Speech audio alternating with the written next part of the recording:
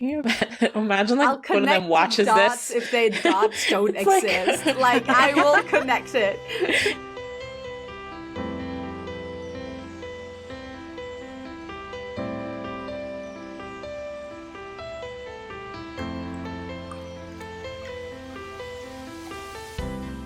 Hey guys, welcome to Lovecast, the Boys Love podcast. I'm your host, Alexa, and with me are my fellow hosts, Pixie and Kayla. Hey. Hey. So today we've got another deep dive episode for you guys, and we're going to be talking about a Korean BL that has had the three of us hooked and has managed to bring some of us out of our watching slumps to some degree. And that is The Eighth Sense, which just wrapped up airing this past week after 10 episodes. So yeah, there's a lot to unpack with this show. I feel like it had a lot that was different from other KBLs that we've seen.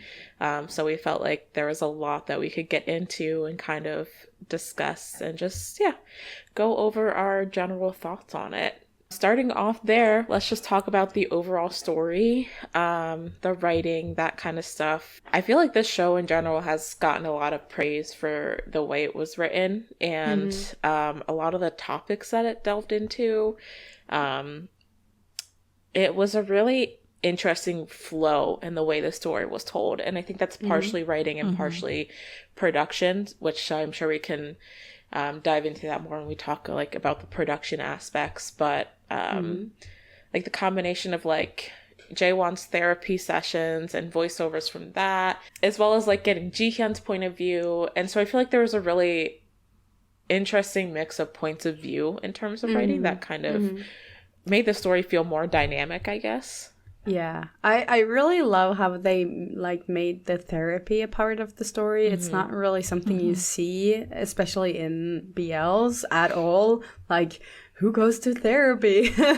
But it was like a great way to get insight into a character's thoughts and what's maybe happened in the past without having to do a lot of flashbacks or do inner monologue over exposition or kind of. Yeah.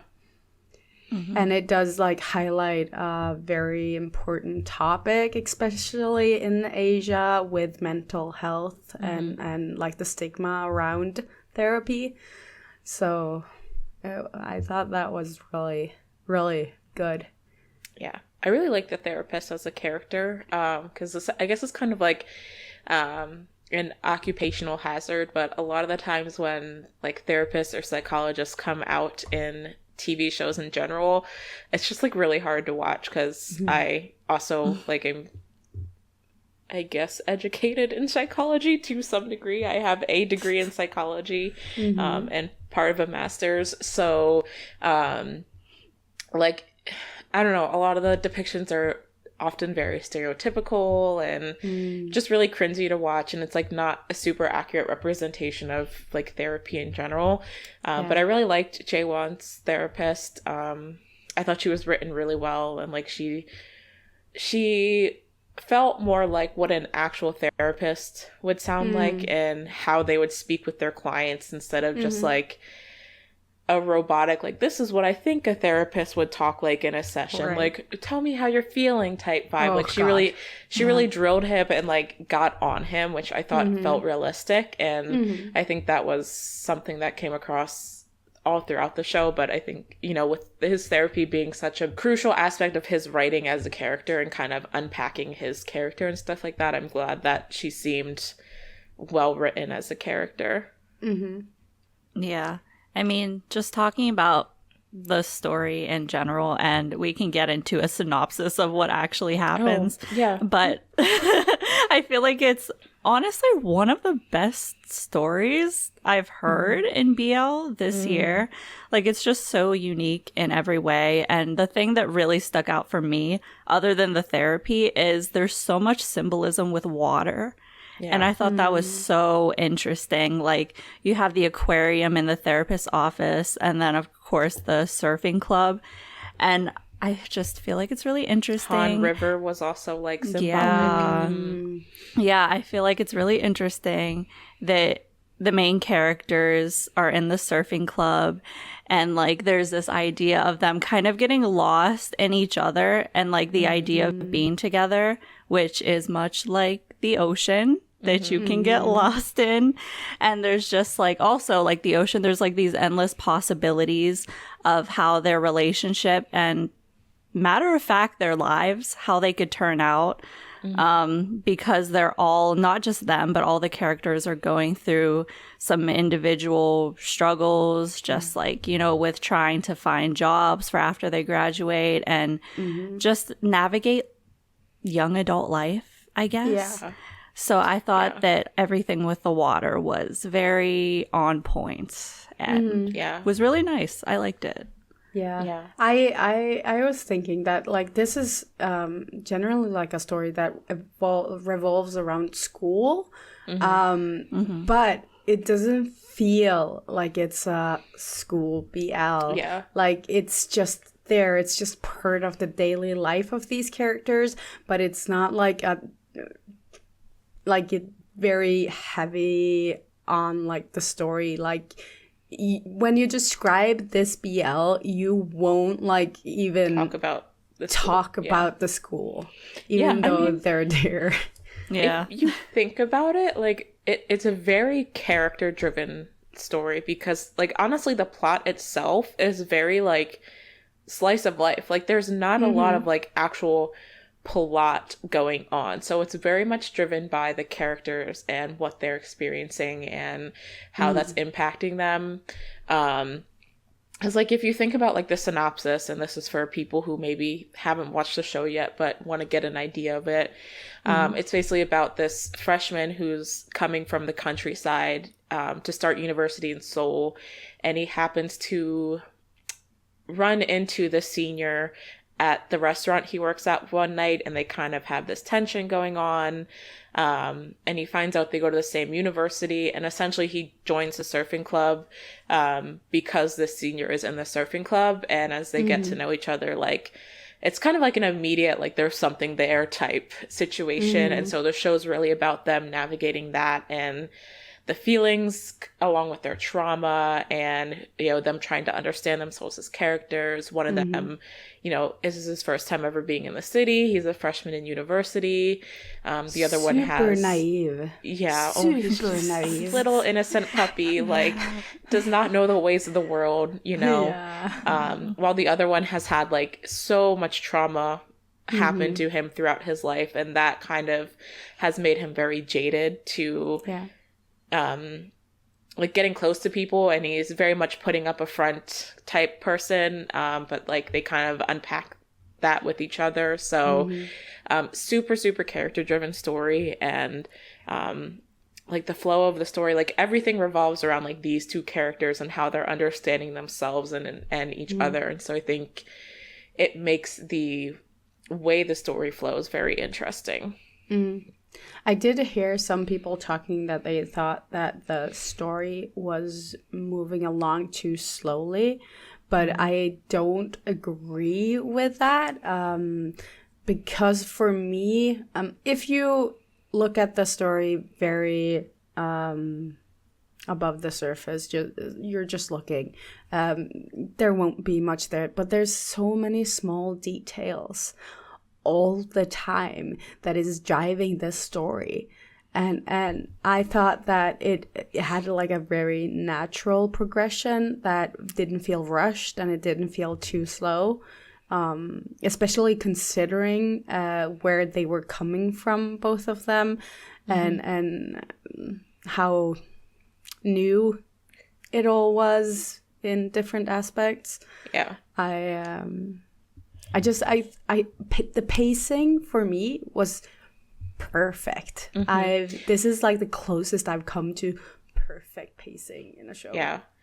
I mean, if you think about it, for me, it felt very reminiscent of, like it feels very indie, first of all, like it feels very much like an indie film or an indie movie. But I was also reminded in like Hwang Da-sul, like it felt kind of like the way that she directs things. Specifically thinking of blooming and To My Star too, with like the pacing and the characters coming together and that kind of like ebb and flow of their relationship. Didn't one of the directors work with Wang Gasol? So one of the scriptwriters or one of the executive like producers or something had worked with her previously. So I guess you can see the influence there in that style of like directing and storytelling. But no, I think, and if you think about it, like with KBL, like first of all, this was 10 episodes, which is usually a KBL is 8, and the episodes were 30 to 40 minutes each. So like, I think we've kind of gotten into this place with Korean BLs with like, we're expecting a story to be told basically in 2 hours, like 8 15-minute episodes. And this one had more time and more episodes to kind of draw things out a little bit and kind of make it feel more like, I don't know, it felt like we were going through it with the characters more than just like watching it happen to them. Didn't they release the movie first and then they cut it into a series? The movie version was released in Korea first, and it's only been in theaters in Korea, and it's like a 2-hour version. So I would be curious to see like how they cut it down to 2 hours, because for me it felt like every part of that story was like essential to it. But I mean, I did say some people say they thought it would work better as like a 2-hour movie, or like in movie format. So I'd be curious to see how it played out that way. Yeah, I really like that they went with this route, like doing a movie first and then building on the feedback they got probably and everything they saw themselves in the movie, like making a better show. Because usually Korean BLs do it the other way around. They make the show first and then making it into a movie. And the movie is usually better. But when they, like the 8 Cents did it, how they did it, they had more space, more time to really flesh it out and make it great. So I'm pretty like amazed at what they managed to do. And I have to say, like, I do get like some Scandinavian vibes off it. I think I don't know if someone said this or maybe it just like popped into my head since you said Scandinavian, but it kind of gives me like, I can see like a little bit of Young Royals pacing kind of in it, and like Scam and like those kind of like shows as well. So, and I know the director is German, so I'm sure there's a lot of European influence in the way he decided to execute the story, which probably is why it feels less like a Korean BL and more like an indie film or a European queer media. But so I definitely agree with that. Yeah. I did see some people doing like the age-old, this is too good to be a BL speech. Oh, this show has like, there's been so much discourse about this show. And I think it's because it came out that like the director told the actors not to watch any BL for the show, but he wanted them to watch like Call Me By Your Name and like these very specific queer films. So I think that kind of led into the argument, well then that's not a BL because like the director like didn't want them to view it that way, blah blah blah blah. But there's been a lot of discourse around this is a BL. I think that you can't argue that this isn't a BL. It does have all the BL elements, but it like the directors are using influence from queer media to make it, and that's what's making it great. It's what we saw with Game Boys and all of these like that's generally what I think like Heartstopper 2 has like BL elements but is like queer coded. Like it's more realistic and it's creating sort of like a enhanced BL experience, but it's still a BL, and that doesn't make it bad. Like it saying something is a BL doesn't automatically make it worse than queer media. It's just different. Like, it's something other. There are like multiple things I want to say about this. So I'm trying to figure out what to start with first. Yeah, I always feel very strongly when people do the "this is too good to be BL" thing, because I think especially when you take into consideration that there is a foreign director as part of this project, having that kind of sentiment feels a little bit xenophobic towards the Asian country in question, which would be Korea, and just like the genre of BL in general. Because it's like, truly, what do you mean by that? Yeah. Like, what do you mean that it's not as good? Because it's Asian? Because it's mostly written by women? Because it's like, there's this list of things where it's like, what do you actually mean when you're saying explain that? yourself. Yeah. Yes. And what was my other point? I just got so annoyed by that I lost my whole train of thought. Kayla and I were having a discussion recently about and this, I feel like this also ties into the discourse of like Korean BLs being superior to Thai BL. And it's like, this comes from Korea, so it's automatically better. And then somehow it's like too good to be a BL at the same time. And we were kind of talking about like the racism that comes implied with that, because it's like BLs from Korea are superior to BLs from these Southern Asian countries like Thailand and the Philippines and Vietnam and these other places. And there's just like a lot of there was a word that Kayla used and now I can't think of it. There's ethnic superiority. Yes, thank you. Yes. That's what I was looking for. Yes. And I've been seeing a lot of discourse about that with this show, especially because it's being like hailed as something so different. And, you know, like this is so different from anything we would get from Thailand type discourse. And like that kind of stuff just never sits right with me, because it's very, very pointed, especially when East Asian countries are already like hailed as superior to other Asian countries. Right. So it just feels very pointed in the way that they're... Those arguments are like, what are you even saying? I mean, if you look at shows from BLs or like Young Royals and compare it to a show in Thailand and then compare it to a show in Japan, and like they're different countries. They have different styles. They have different colorings they use. That like none of them are more superior than the other. They're just different. Like it's just on a line. It's not like on a hill. What the fuck? Yeah, my other point was just that I feel like as time goes on, a differentiation between categorizing stuff just matters less and less. I just don't think it matters being so gung-ho about this is a BL, this is not a BL.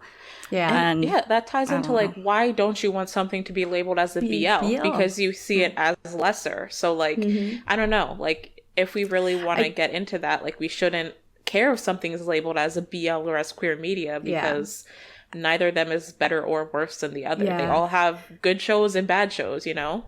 Yeah, I do think like there's some sort of like gatekeeping going on, that people, because BL is like connected to women, that it is like, lesser, which is bullshit. So stop saying that. But yeah.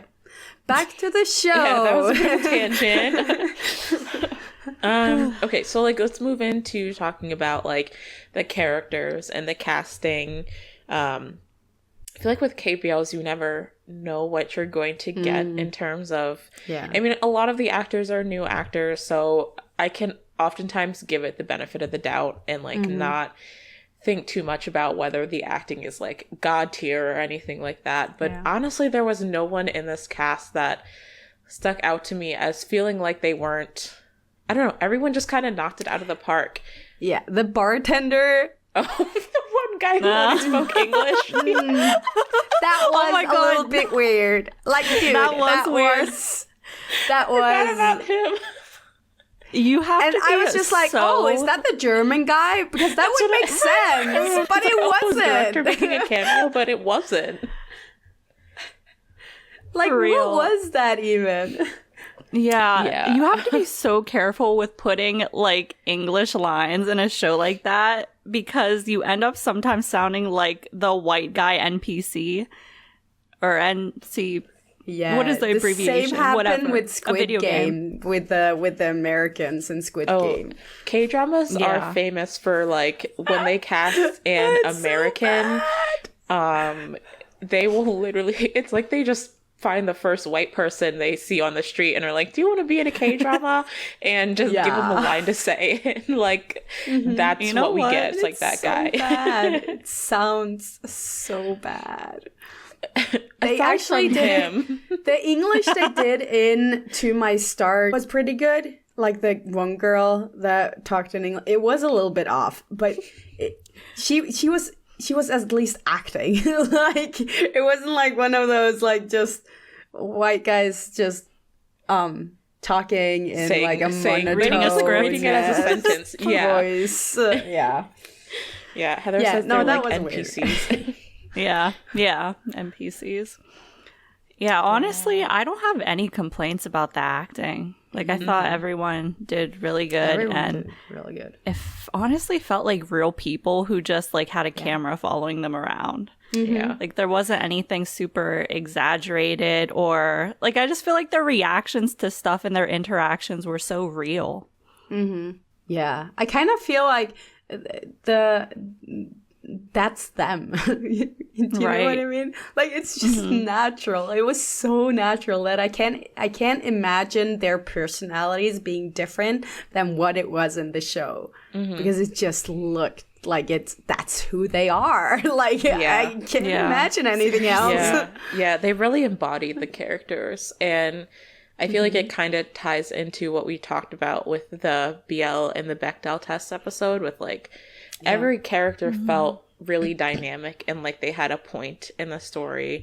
I loved all of the women. I loved Airi. I loved Yoonwon. I loved the boss at the restaurant.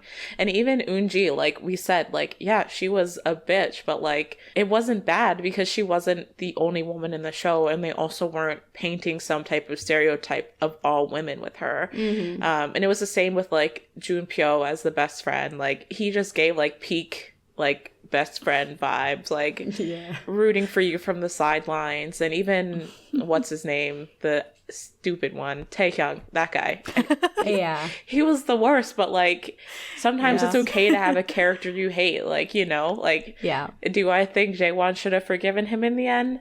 No, but you know. No, so I just really appreciated all of the characters, and I felt like the cast and the casting was really dynamic. And yeah, I just appreciate that it felt like they cast real people. Like, you know, not everyone looked like they walked off of a runway or something. Like, they look like real people and real university students. They dressed like real university students. Like, it just felt authentic. Like, Yoonwon was like rocking overalls like in a sweatshirt every day. Like, that's how people dress in college. Like, not everyone's walking around in designer clothes and all this stuff. So yeah, they just felt real, like real students. Yeah, you know, a pet peeve of mine is whenever I'm watching a show and it looks like the clothes are like, you just put them on off the rack. They're like completely new. And it annoys me so much. Or like the poor character who still wears all of these like designer brand and has like 10 different purses and 10 different jackets and all that stuff. And I'm like, we must be different types of poor, because I have one bag that I've used for like 6 years, you know? Yeah. Honestly, shout out to Yoonwon, like the actress who plays her, because I feel like she really was just like so good. Yeah. There was that one scene in episode 9 wherever she just kind of has like the internal breakdown that ends up coming out whenever nothing's working out with the surfing club, and that really stuck with me as like one of my favorite scenes. And just her acting was so good. I loved her. Yeah. So I feel like with the production of this show, another thing I think that kind of ties into what we were saying about the story writing and the flow being very like different. There are definitely very unique production choices and editing choices that were made. Like they put a lot of symbolism like in the opening scenes and opening sequence. Like there was that one episode, it was the episode after Ji-hyun's accident where they just played the opening sequence with no music at all. And at first I was like, did someone forget to like put in the opening soundtrack? But I feel like they use like the opening as like very symbolic, and like they did that on purpose because we weren't supposed to know at that point, like, is Ji-hyun alive or is he dead? Right. Like what happened type situation. So I feel like they really tied the editing choices that were made in with the story.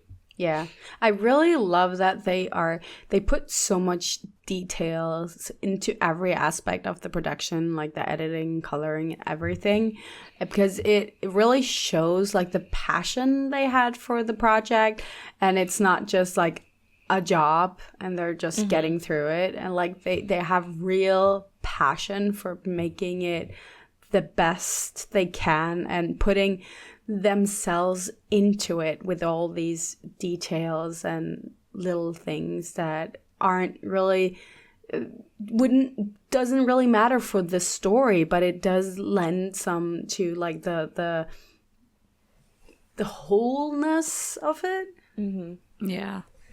Yeah, that's the thing that really stuck out to me, is that you could tell this series was made by people who just love film with like all their being. They just love it so much. They love all the artistic direction behind it, all the technique, stuff like that, which is why it also reminded me a lot of Hwang Da-sul. And I even thought that it kind of reminded me of Strongberry a little, just because. Yeah, I was thinking that too. It's like they obviously don't have this huge budget, but they did everything perfectly, really, with what they did have. Kinda. Yeah. So you could just tell it feels like a student film almost. Yeah. Like, but in a good way, not in a shitty. Obviously. It's like you said, it really is like you could tell they put passion in it. Like it's a passion project for sure. Yeah. I know I saw some people arguing if things were in it intentionally or not. Like they were talking about, okay, the wetsuit that they put on in the beginning, he jumped over, like he didn't take the wetsuit that he could take on himself, but the one that he could help him with. Yeah. And that was just like a sort of like unconscious choice to be close to him. And I think they did that on purpose. They were like details like those, and like the when they're walking on the beach and their steps match. Yeah. Like I think all of that was super intentional, and it's just like because of their passion to like every detail of everything they were doing, they cared enough to put in these like little things that you wouldn't like normally notice, but it's a part of life. Like we do these small unconscious choices every day, every day, and we don't think about it. Yeah, there's so many little details and like little aspects that kind of tie into the symbolism that I think Kayla had kind of mentioned before, especially with like the beach scenes and stuff.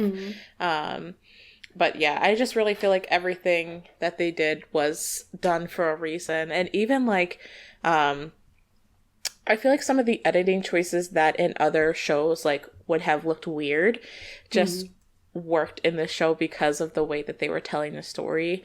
Like going back to the episode with after Ji-hyun's accident, like the whole first like 15 minutes of the story were in this like really muted like color palette. Like they kind of like sucked all the color out of things because we didn't know what happened to Ji-hyun. Like they really had people like they led you to believe that he was dead basically. And then when like it switched over to him being like oh, he was just in a bad accident and he was in the hospital, it like flipped back to that like kind of typical like bright coloring that was like used throughout the rest of the show. And so like I feel like it could feel like kind of abrupt in some cases, but they really tied it into, I think, the emotions that Jaewon especially was feeling in regards to the accident and blaming himself for it, and that tying back into the trauma with his younger brother. So like some of that stuff that I feel like wouldn't have worked in another show, or would have like made another show look, I don't know if cheaper is the right word, but like, I don't know. Like the editing would have looked out of place in other places, but it just worked for the way that they told this story, if that makes sense. Yeah. At one point, I was sort of afraid that they were going to go, like in the beginning, that they were going to go the route of the usual, like, sad queer stories. Like, everyone dies. Bye. I literally had this God. thought of what if Jaewon is imagining all of this? That was a big theory. That was one of the big theories, that he had imagined it all. Yeah. Oh, God. Or that, I'm glad I wasn't I'm like that. so but... mad. I would have been Ji-hyun had so died in the mad. accident, and like we were just looking back like on his memories with him that he was like talking about in therapy or something. Like at some point, like I can think that would be heartbreaking and sort of beautiful in its own way, but I would have been so mad. Like Me too. don't. Me too. I like my little happy endings, okay? I did see like a couple people that were like they missed out on an opportunity to make like a very beautifully done tragic love story kind of thing. We have like, enough queer tragic. Thank you. And like going back to the like characteristics of BL, like BL has a happy ending for the most part. So like that's like one of it's the a trope. things that sets BL apart from a lot of other medias. Like, you know, like they find a way to bring that happy ending around for the couple. So like, and I appreciate that it felt well timed. Like I didn't feel like we were just rushing into getting like 10 minutes of bliss with them in the last like 15 minutes of the show type thing. Like the pacing of it all really worked out. So yeah. God, when you were saying that, I just started thinking like, even Until We Meet Again, which is basically about two people suiciding, you have a happy ending for them. They got closure for them, and their little like vision it's that they such had. a BL thing. Yep. Such a K-drama thing too, I would say. Yeah. Oh yeah, definitely. Yeah. So no, I'm glad it ended well. Like, Oh my God. I would have been too ruined if we did get an actual tragic ending. Like I wouldn't have been able to handle that. Yeah. No. I would refuse to watch it. There's one, like, going along with the thing that you said, Alexa, where some choices would have made other shows feel cheaper. That's how I feel about some of the transitions that they do from scene to scene. Yeah. Because I noticed that they do a lot of, like, zooming in and out. And so I remember, I forget what scene it was, but they were doing a slow zoom on something. And then it cut to the next scene before the motion like stopped or finished. And I was like, wait, was that intentional? Did they go like, oh shit, we don't have enough footage? Because I've been in that position before. I was like, oh shit, was that intentional? But when you take into account, like we said, all the little details, I think it kind of makes sense that sometimes the transitions felt very abrupt. Yeah. Yeah. And I don't know, like we could just be totally pulling it out our asses, and maybe they were just like did not have the footage. Yeah, no, we literally, need to I was talk like, to the directors. But like, it felt like it worked. Like it felt like it was intentional. So even if they didn't do it intentionally, like I feel like it worked out in their favor anyways. Yeah. I do hope like the directors and writers do more BL, because I think they're onto something, and I think they can lend some variety in a very very straight and narrow path that BL has usually. Like it's just something so different from the KBL that we typically see. They've been hinting a lot on social media about like more episodes and stuff like that, and I don't know if that's like something that they're actually planning or if they're just trying to like, you know, keep the hype going for the show. But it does seem like they really want to do more, like the director and stuff like that. It seems like they really want to, even if it's not more of the eighth sense. Like I feel like they're really trying to like establish a place within the industry. They're very involved in everything they do, and they're very involved in like fandom space and promoting and all of that. And that sort of tells me that this is something they want to push more, they want to try more, and it's not just like a monetary money grab, but that's sort of, we can see that in the show itself. Like this isn't just like a one-time deal for them. And I feel like a lot of the directors and stuff coming into the BL space just do it for the monetary clout. And they're not like, most of them do like a good job and the representation is good and whatnot. But it feels very like, I'm just gonna go in here and do my job and that's it. So I'm glad that we have some people in this space that actually sought out the space and want to use it and respect it. Yeah.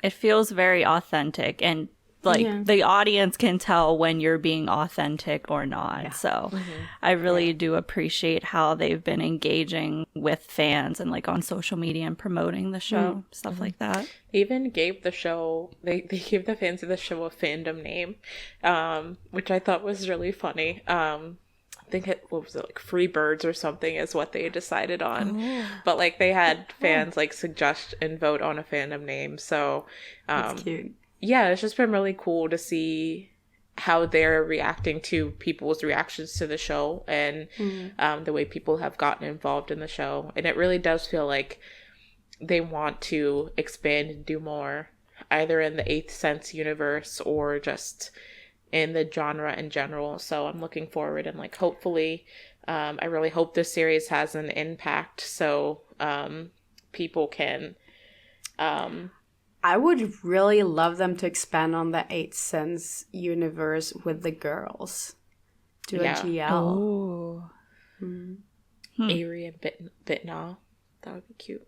That's why Avery was so protective of that one guy trying to hit on Bitna all the time. Aside from the fact that he was creepy. He was a major creep.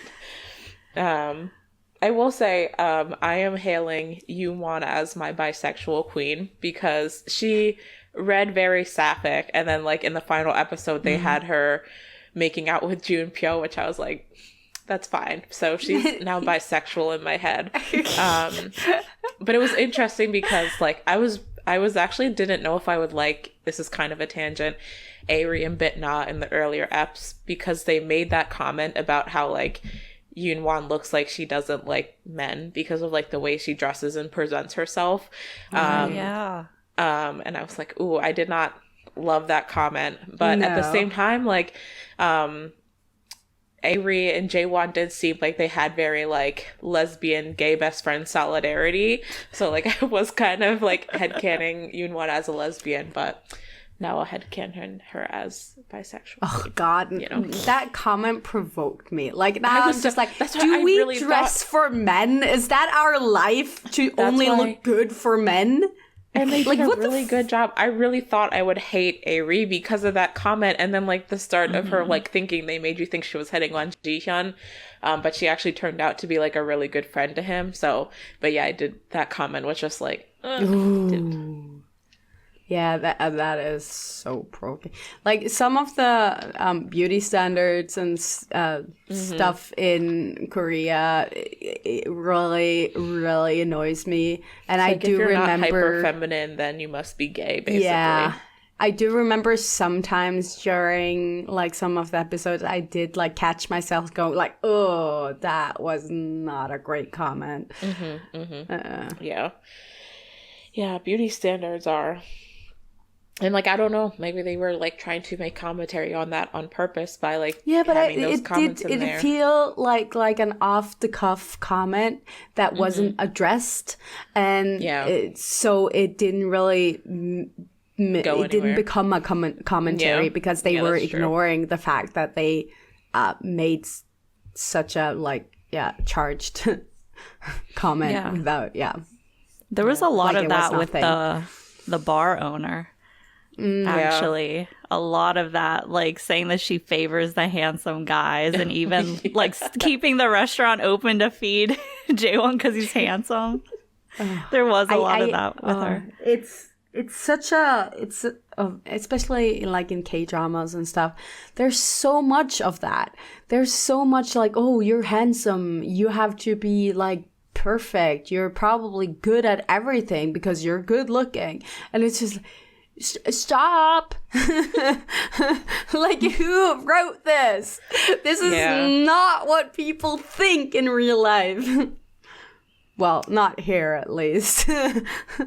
I mean, there's definitely like a general beauty standard that, you know, like prettier people do everything better, pretty privilege and stuff like that. But yeah, it definitely is more severe in other places. And so, yeah, I don't know. Like, we have talked a lot about how a lot of these things felt intentional, but kind of like with Pixie Says, there wasn't really the follow through on it, but maybe that was like kind of trying to be a reflection of real society in that way, that like these comments are just kind of like one-off things that people make in everyday life.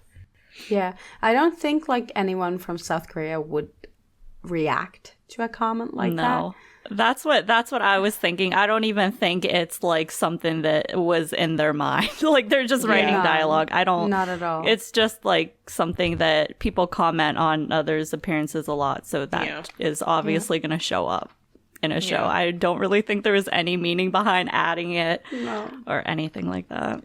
You know, can't be perfect.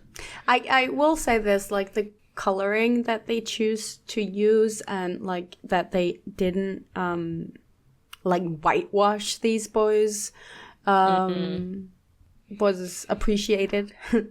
Yeah, because a lot of the KBLs do have that very like airbrushed filter that perfect. They put on like every single show, and I feel like this one did not, at least not to the same degree. It didn't feel like they were being like whitewashed beyond hell and back. So you know, everything looked very natural, I feel like.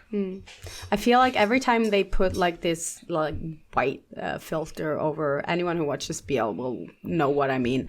I feel like the story becomes like very sterile.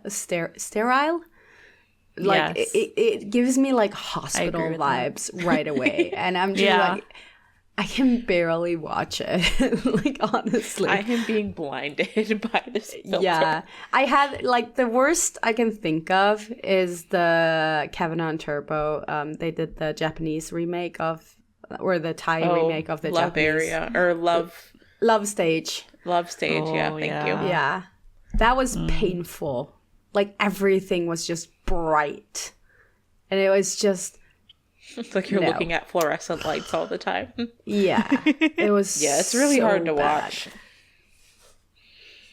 But no, I didn't really feel like that at all with this one. No, this didn't have it. Like everything felt like it was a little bit darker, but it felt like what I said. I think one of the reasons why I keep coming back to saying like it reminds me of Scandinavian shows is because they use like natural coloring on. They don't filter out people's colors in shows in Scandinavia. So that's where like most of my like feelings around like that visually, comes from. Yeah. Mm-hmm. So we did kind of talk about the director a little bit. Warner I'm not German, so Warner de Plessis. I'm sure I butchered the fuck out of that pronunciation. And then it was also co-directed by Baek In-woo, who was the person who had produced for To My Star, I believe, was the one that he had. Yeah, To My Star was what he produced on. I'm really curious, like, and maybe they've talked about it before, like, how they came to work together. Like, I don't know if Warner is like a German person who lives in Korea, or like if he specifically is here for this project. I'm sure that he's talked about it at some point. I know that he's done like a lot of Q&As and stuff about the show, but it just like it felt like so, I don't know if random's the right word, but like I just never expected like this a German Korean person and a to German be the director man working together like, on a BL. So I'm like really curious to learn like how they came to work together and like how that happened. But I don't know, however they came together, like I'm glad that it happened. Yeah, it would be an interesting thing to sort of get to know about them. Like how did they even get to where they are? If he has talked about it, and we just missed it, like let us know in the comments like what interview or Q&A it was discussed in, because I feel like would probably be like a really interesting story to hear. But yeah, like I genuinely want to speak to these two. Like it would be so interesting. The Eighth Sense team, just hit us up. Our email's in the description. We're at your beck and call. But yeah, so I don't really have much else to say on the directing, because I feel like we've kind of talked about it throughout the whole discussion, because it was such something that really set the show apart. I feel like a lot of the directing choices that were made. So and I feel like that even flows into the OST, because as far as I know, they didn't release any official soundtracks for the show, but I know that they put out on social media like the playlist that they listened to as they were like planning and writing, and it's very, very indie. Like this, particularly this Korean indie band called Wetter, are Wetter, was a lot of their tracks, I guess, were listened to and influenced, and they do have a very like beachy kind of like indie vibe, so it kind of fits in with like the surfing theme and the water theme that is used throughout the story. But yeah, so they did put the playlist of like the songs that they used for inspiration while they were planning and writing. I thought it was very interesting, and I don't know if it was like there was a reason that they chose not to release any OSTs, or they just like didn't have the budget or something to do that. But I don't know, it was cool to listen to the playlist and kind of like hear what kind of songs inspired them. I have to say, as a Conan Gray stan, I absolutely lost my fucking mind when they used the story. And that's that when whole cried. Scene. I cried. I cried during that scene. Like, oh my god. As soon as he said, like, oh, it's the story by Conan Gray. Oh my gosh. I was like, that's like one of my favorite, probably my favorite Conan Gray song too. I was like, oh my gosh, this is amazing. Can I say what I find really interesting when we were talking about the Korean band Wetter? It's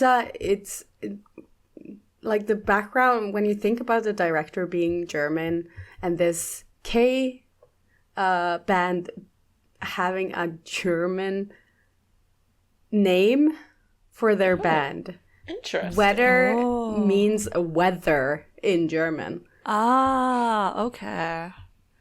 Yes. I wonder if that's like an intentional thing. Yeah. I mean, if they have German inspiration, I guess like a German guy who works in Korea would obviously know about them. But yeah, I find that super interesting. I'm really interested if it was like, but I can't imagine what else. Why else would they call themselves that? I pull up their K-pop profiles. That's my go-to site for information. Oh, there's no information about them on here at all. They're so small. Yeah, that's the thing with Korean indie bands is like they don't get the same amount of like information put out about them as like K-pop artists, obviously. That's really interesting. I wonder if there is like a connection between them, or if he just felt like, because like wetter, also like water is wet, obviously, so it all kind of ties back into that water symbolism. I don't know. I feel like this show has me thinking so existentially about like every little detail. Right. Like, why did they choose to do that? Yeah. Oh, I just kind of feel like they seem like the directors seem like they're artistic types enough to kind of find this like indie band that has like a German name that means weather, and it ties into like the show and the unruly weather and when they're surfing and water and no, It's possible. I'm just saying. Can you imagine I'll like connect one of the them watches dots this? if the dots don't exist. Like I will connect it. It's like that BuzzFeed Unsolved meme that's like, I've connected the dots. You haven't connected shit. I can just imagine like if one of them watches this episode and they're like, wrong. Everything's wrong. Everything you said. Well, that's why they need to come on and talk to us. Exactly. So that we will Explain know. how wrong we are. Please come on and tell us we're wrong, or preferably tell these people that I am right. But no, we're not saying you're wrong. No, Heather said everyone interprets things differently, and I feel like that really is at the core of this, is that you could think of so many different explanations for everything, and I don't really think a particular one is going to be all the way like correct. The right one. Yeah. Yeah, it definitely feels like the kind of thing where they want to see as many different interpretations and understanding of the product that they put out as product. I don't know if product it is the a right product. word. Yeah. I don't know. It felt like too capitalistic to me. Of the art that they put out, like they want to see as many interpretations and understandings of it as possible. So I feel like they would appreciate like people viewing different symbols in different ways and kind of getting into the nitty gritty of discussing what they think things meant.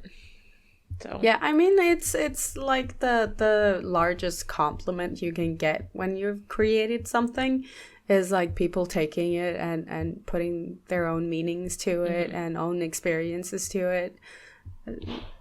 yeah. Like that's how you create something that lasts forever.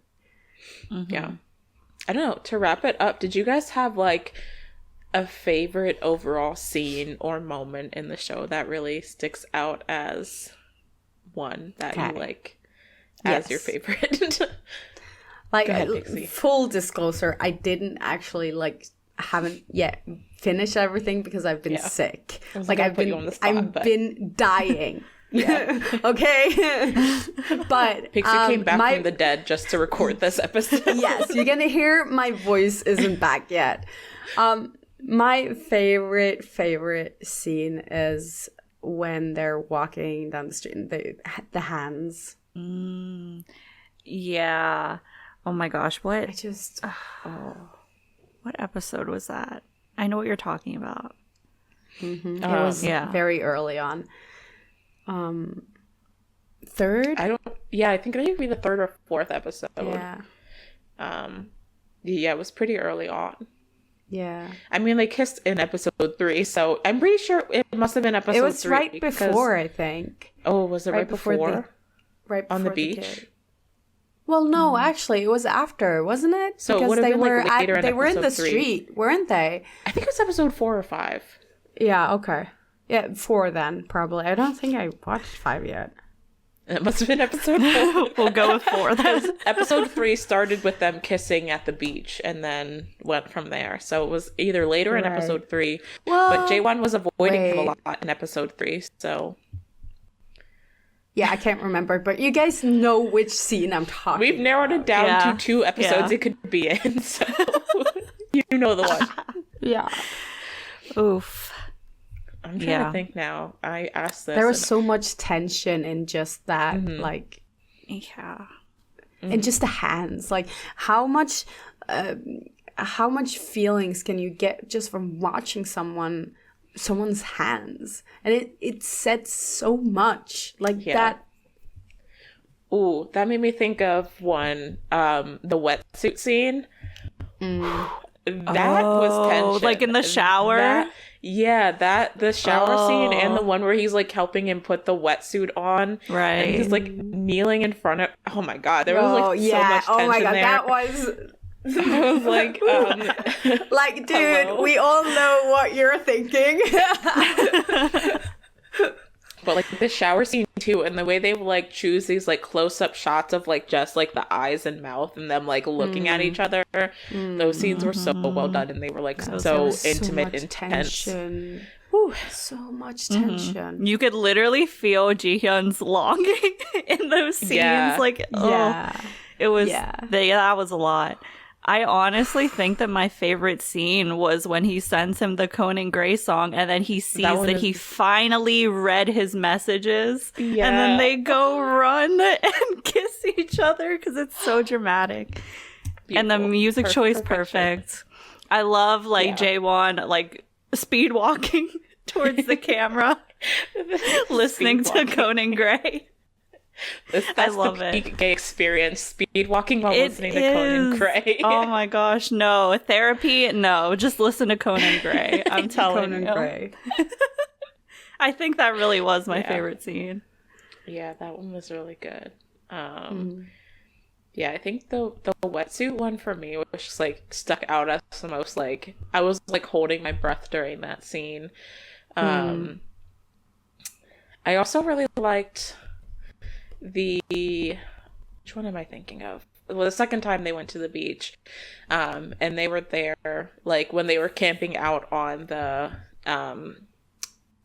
when they were at the beach, camping out on the beach, and just like on the blanket together, and just like I don't know, they just had so many like quiet, intimate moments, and he was yeah, I mean, it all felt so natural. It's just like the natural hesitance you have with like a unknown love. Like you don't even know what it is. Like like you can't describe what it is. Like no, it was just so good. So good. Yeah, so good. So everyone who's watching and listening, also tell us your favorite scenes, which one stuck out to you the most or had like the most impact on you. I feel like there's a lot more that I have in my brain that like just I wasn't thinking of right now, so I'd be curious to see what ones stuck out for other people. Yeah. But yeah, any final thoughts before we really wrap it up? I just have to say, like, this show has like great rewatch value. I agree. Yeah, I would definitely go back to it again, at least parts of it for sure. Yeah. All right, well, I really liked this series. Yeah, overall. Yeah. I don't have anything really bad to say about it, so it's definitely up there for me. I don't think it's like, I would put it in like top 4 KBLs maybe, because like Hwang Da-sul's shows are still like, I don't know if it's top that for me, but it's up there because it feels the same. So I guess we know what kind of Korean BLs I like to gravitate towards, but so yeah, it's the same for me. Like I obviously like To My Star and Semantic Error do have like really, they have had so much time in my head to really like they like nestled in your heart. Yes. So the 8 cents need to get some more time. I feel like I'm still processing it. Like it just ended, so I feel like I'm still like processing like everything that I watched. So I feel like I'll be able to settle on more of like a place for it maybe once I have processed it a bit more. But this discussion definitely did help. I mean, if we're going to talk about the best shows of the year, it's up there. Then it's definitely it's way up there for sure. Yeah. Yes. All right. Well, that is it for our deep dive of The Eighth Sense. let us know what you thought about the show. And like I said earlier, like share your favorite scenes or moments with us in the comments or over on our social media. If you enjoyed the discussion, make sure to like and comment and subscribe. It all really helps out with the algorithm. Also, sharing with your friends. Share it with the 8th Sense social media. Tweet it at them. Send it to them on Instagram. Let's see if we can make an interview happen somewhere here. We would love to chat with the directors or the cast or like anyone involved. So if you guys can help make that happen for us, it'd be really cool. But yeah, it all really helps us out. So any sharing and commenting and liking that you can do is always appreciated. And thank you for joining us this week. And we will see you guys again next week. Yes. Until then, bye-bye. Bye. Bye.